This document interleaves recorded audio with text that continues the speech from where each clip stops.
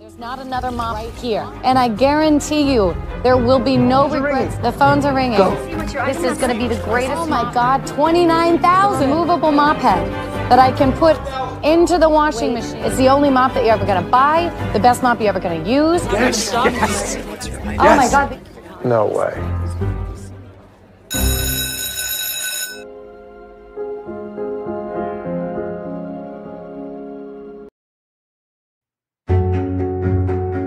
Yo, selamat datang kembali guys. Terima kasih sudah berkunjung ke channel ini.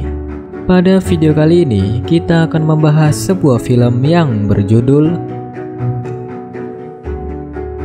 Jadi gimana cerita dari film kali ini? Tanpa lama-lama lagi, langsung aja kita mulai.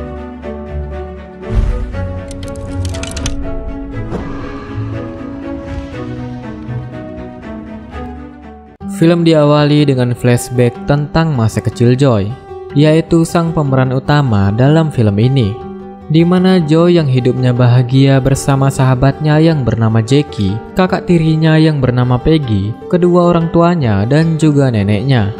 Joy kecil adalah seorang anak yang imajinatif, kreatif, dan sangat cerdas. Joy kecil pandai menciptakan sesuatu, dan ia pun memamerkan hasil karyanya berupa istana kertas dan burung-burung ajaibnya kepada kakak tirinya. Tapi kini Joy sudah dewasa dan memiliki dua orang anak.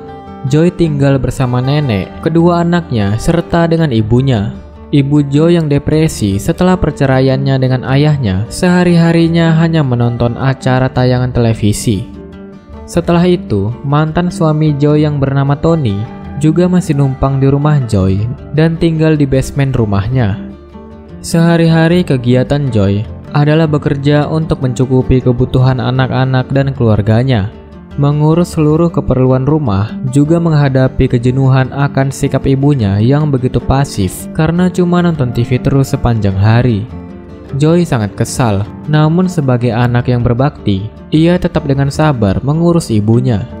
Meskipun begitu, Joy masih memiliki neneknya yang sangat baik padanya dan selalu mendukung setiap keputusan yang diambil oleh Joy. Sejak kecil, Joy bisa dibilang lebih dekat dengan neneknya daripada kedua orang tuanya sendiri. Saat mereka bertiga sedang asik nonton TV, Joy kaget saat tiba-tiba ayahnya datang ke rumahnya diantar oleh Sharon, yaitu istri barunya. Ternyata ayah Joy dan istri barunya memutuskan untuk berpisah karena Sharon merasa sudah gak bisa lagi hidup bersamanya. Joy pun langsung panik karena menurutnya sangat mustahil ayah dan ibunya yang sudah bercerai itu harus kembali tinggal serumah. Apalagi trauma pasca perceraian dan depresi yang dialami oleh ibunya belum sepenuhnya pulih. Tapi akhirnya, Joy memperbolehkan ayahnya tinggal di rumahnya, namun di dalam basement bersama mantan suaminya. Sesampainya di basement, mantan suami Joy yang bernama Tony sedang asik bernyanyi.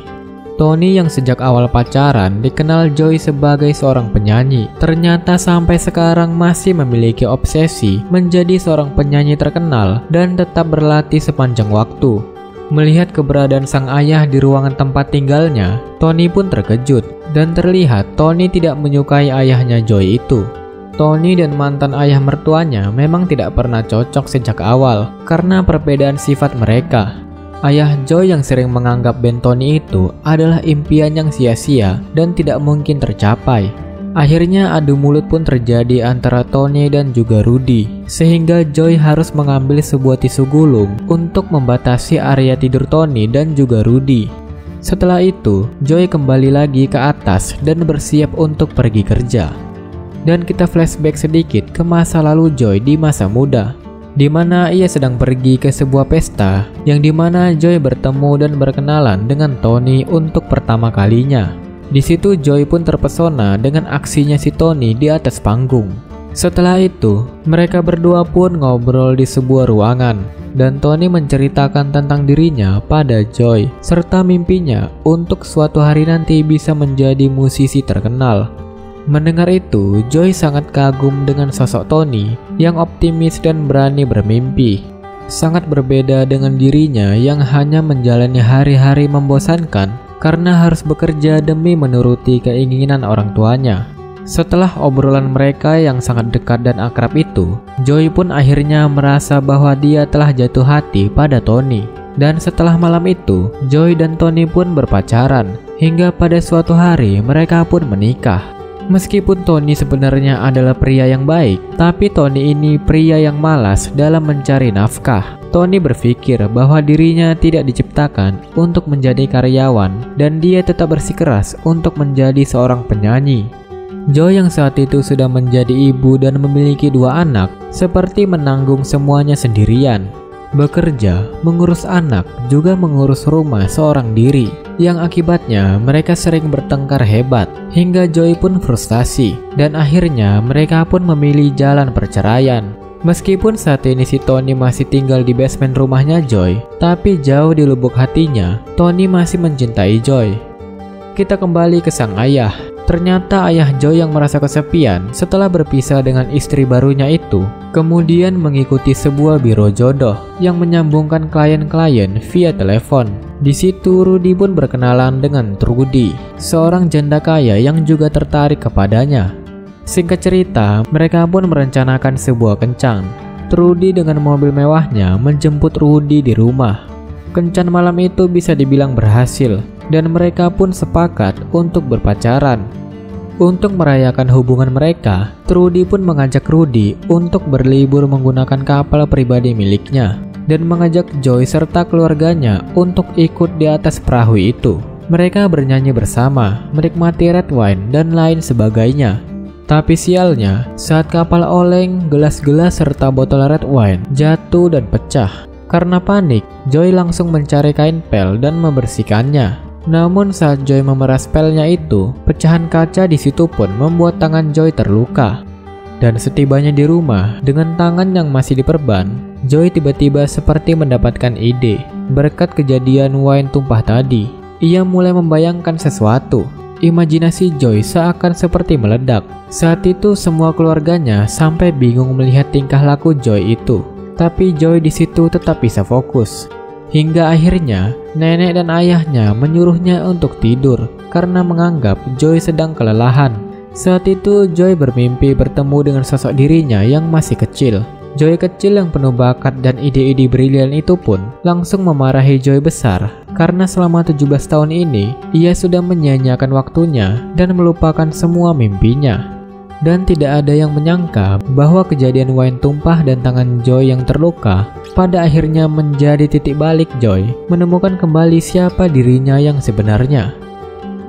Akhirnya setelah Joy bangun, dia langsung berkata pada ayahnya bahwa bila ayahnya masih mau tinggal di rumahnya, maka ayahnya itu harus mengizinkan Joy untuk mengajukan proposal investasi atas ide barunya itu ke pacar baru ayahnya yang kaya raya. Setelah itu, Joy pun meminjam krayon milik anaknya dan mulai menggambar ide-ide desain di kepalanya. Hingga akhirnya, Joy mempresentasikan ide bisnisnya itu dan beberapa dana yang dibutuhkan untuk proses produksi pada Trudy. Yang ternyata ide cemerlang Joy itu adalah sebuah desain baru alat, yaitu alat pel. Yang dimana alat pel ciptaan Joy itu adalah pel yang bisa memeras sendiri tanpa perlu diperas langsung dari tangan. Jadi gagang di pel itu nantinya tinggal ditarik, dan otomatis air di kain pel itu akan terperas habis. Namun setelah presentasi panjang lebar dari Joy itu, Trudy lalu menegaskan dan menanyakan 3 hal pada Joy. Pertanyaan pertama, di mana Joy sekolah? Pertanyaan kedua, siapa Joy saat di sekolah itu? Dan pertanyaan terakhir, bila di dalam satu ruangan hanya ada Joy dan saingan bisnisnya serta sebuah pistol, apakah Joy berani untuk menembakkan pistol itu ke arah lawan bisnisnya? Dan mendengar pertanyaan itu, Joy pun menjawab. Singkat cerita, Trudy akhirnya sepakat untuk meminjamkan sejumlah modal untuk Joy. Dan Joy juga mendapatkan izin penggunaan sebagian area bengkel milik ayahnya itu untuk melakukan proses produksi. Tahap pertama proses produksi Joy pun dimulai.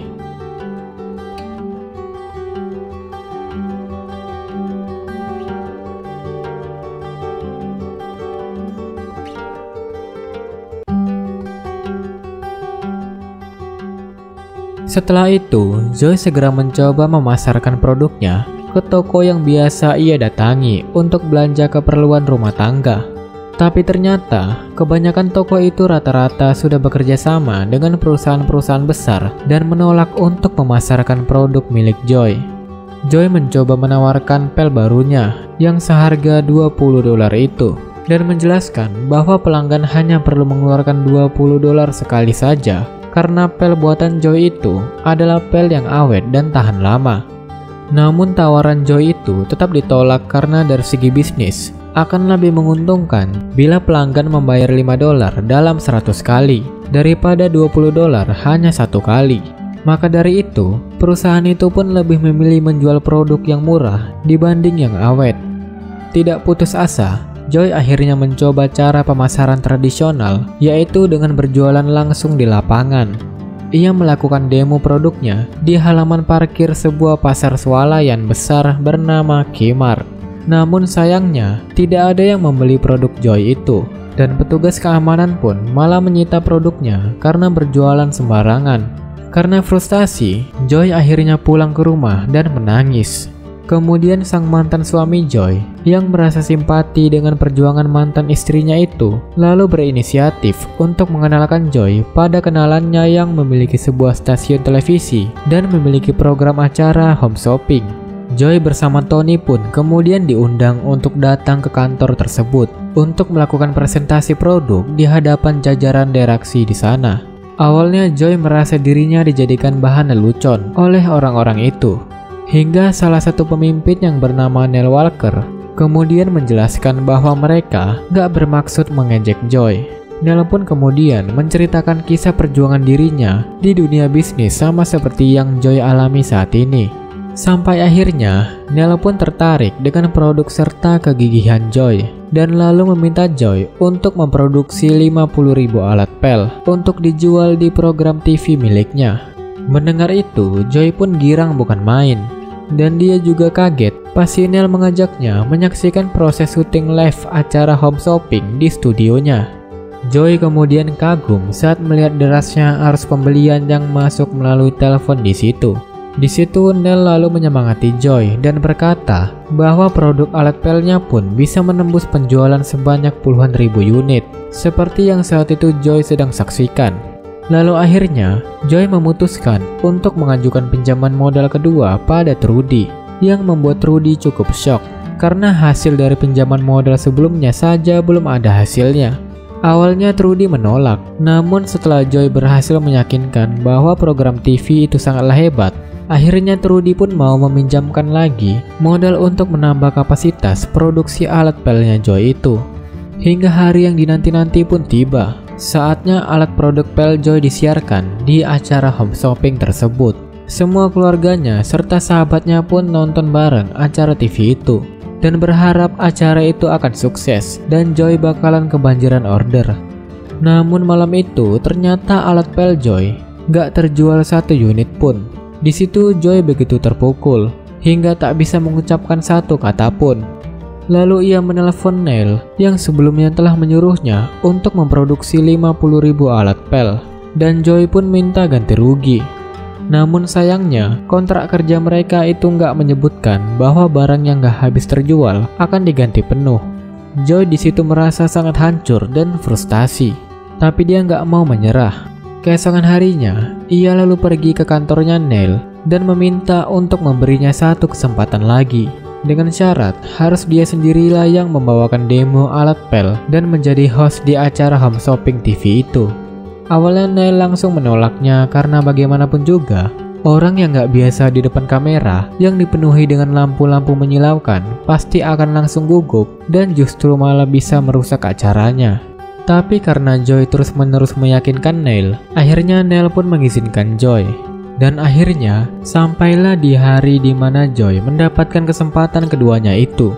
Joy didandani seperti artis lainnya, dengan pakaian dan make up yang sangat berbeda dengan Joy sebelumnya. Namun Joy langsung mengganti lagi pakaian itu, dengan pakaian dia sehari-hari, dan berkata bahwa dia ingin tampil apa adanya, dan akan mewakili isi hati penonton yang mayoritas adalah para emak-emak. Hingga saat giliran Joy pun tiba, Di situ Joy langsung diam mematung di depan kamera. Joy nggak tahu harus berbuat apa dan berkata apa, sampai Neil benar-benar khawatir dan terus mencoba menyadarkan Joy. Dan akhirnya ada sebuah telepon masuk yang ternyata telepon itu adalah telepon dari sahabatnya Joy yang sedang menonton acaranya bersama keluarganya di rumah. Sahabatnya itu berpura-pura mendengarkan tentang alat pel yang sedang Joy pegang itu. Seketika itu Joy pun langsung sadar, dan seketika itu pula Joy langsung lancar dalam bicara serta menjelaskan alat pel ciptaannya di depan kamera. Not another mop right here. And I guarantee you, there will be no regrets. The phones are ringing. This is going to be the greatest. Oh my God, 29,000 movable mop head that I can put into the washing machine. It's the only mop that you're ever going to buy, the best mop you're ever going to use. Yes. Oh my God. No way.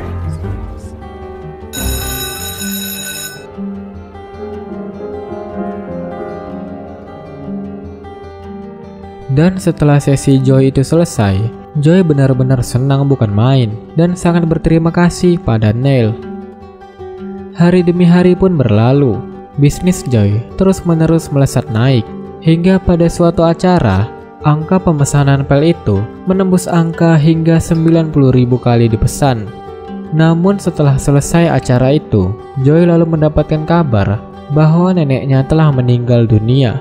Joy pun merasa sangat syok karena dari dulu cuma neneknya lah yang menjadi satu-satunya orang yang percaya bahwa Joy akan menjadi perempuan hebat, tapi telah pergi meninggalkannya. Keesokan harinya, setelah pemakaman neneknya, Joy pun mendapatkan kabar bahwa pabrik tempatnya membuat pel itu secara sepihak menaikkan harga produksinya. Jadi pabriknya itu ada dua guys, pabrik untuk pembuatan gagang dan komponen-komponen pelnya itu dibuat di pabrik eksternal atau pabrik luar. Sedangkan untuk pabriknya Joy itu sendiri hanya untuk kain pel serta pemasangan komponen-komponen yang sudah jadinya aja.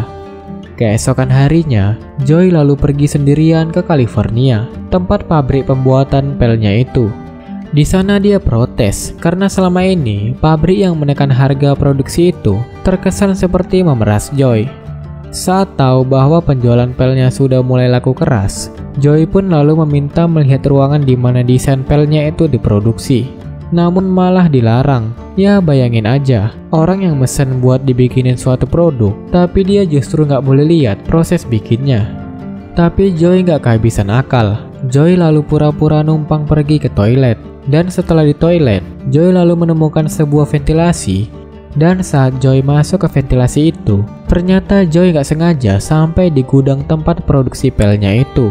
Dan betapa terkejutnya dia saat melihat bahwa pabriknya itu ternyata malah mengklaim hak paten atas desain pel yang Joy buat. Mengetahui hal itu, Joy pun marah besar karena pabrik itu selama ini diam-diam udah nyuri desain hak paten pelnya dan ngejual pel itu tanpa sepengetahuan Joy. Namun manajer pabrik dan anak buahnya itu tetap bersikeras bahwa pel itu sekarang sudah menjadi milik mereka, dan mereka langsung memanggil polisi untuk mengusir Joy.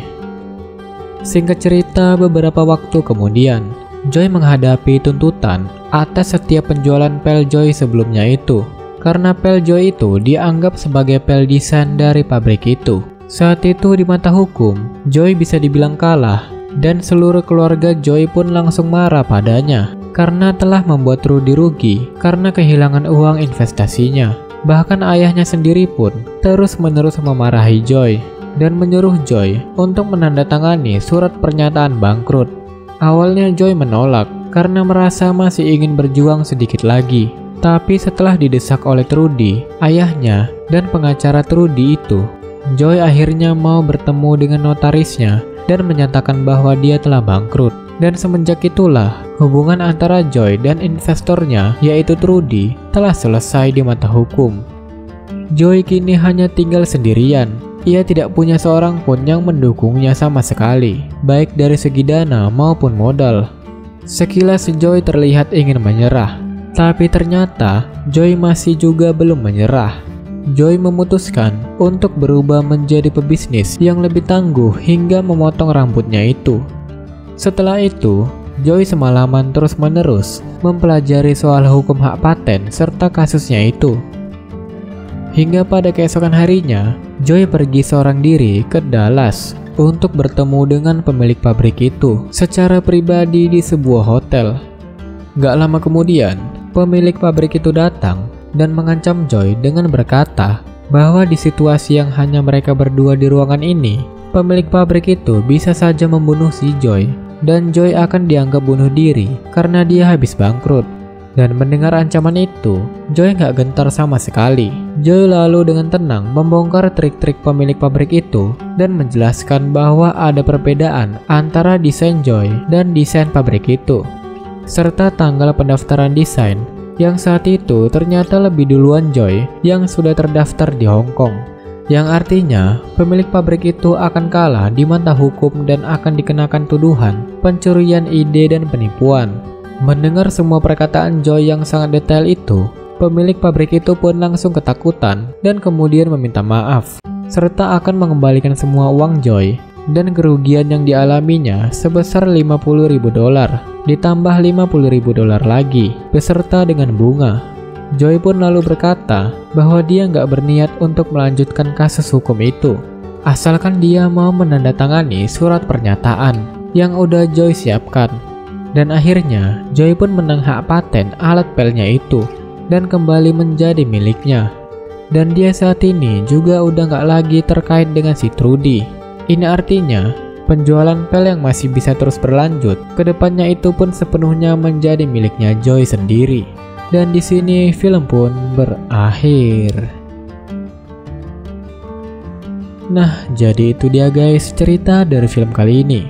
Kalau kalian suka jangan lupa subscribe. Dan ya, jika ada salah-salah kata mohon dimaafkan dan sampai jumpa lagi.